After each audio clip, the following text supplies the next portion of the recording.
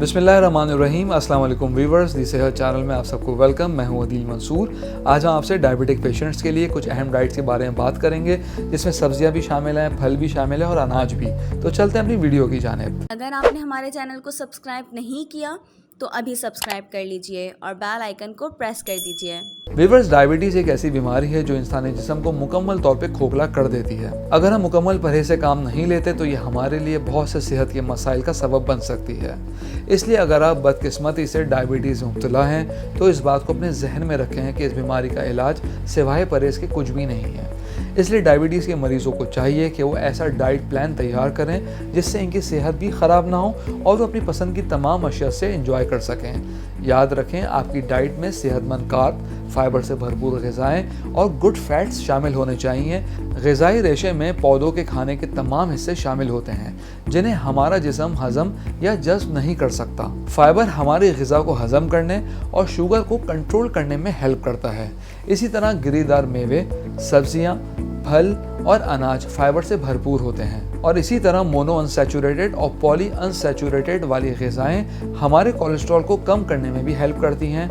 इनमें avocado, nuts और canola और जैतून का तेल वगैरह भी शामिल है। व्यूअर्स, वीडियो में आगे बढ़ने से पहले मैं आपको रिमाइंड कराता चलूं, अगर आप नॉलेज हेल्थ मैगजीन के मेंबर बनना चाहते हैं तो स्क्रीन पर दिए गए व्हाट्सएप नंबर पे अपना नाम और शहर का नाम लिखकर हमें सेंड कीजिए और हर महीने नॉलेज हेल्थ मैगजीन अपने मोबाइल पे पढ़िए।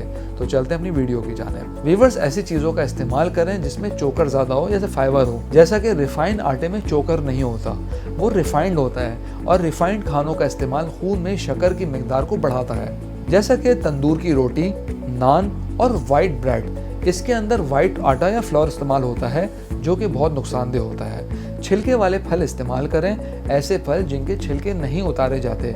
वो फल शुगर के मरीजों के लिए मुफीद हैं, जबकि केला, आम, खजूर का इस्तेमाल ज़रूर करें लेकिन एतदाल के साथ, क्योंकि इनका ज़्यादा इस्तेमाल शुगर लेवल को हाई करता है।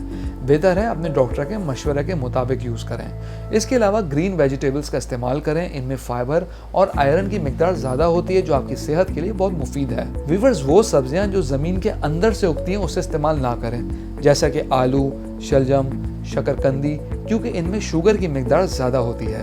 रात के वक्त दूध का 1 कप लाजमी लें, ये सुबह तक आपका शुगर लेवल नॉर्मल करने में हेल्प करेगा।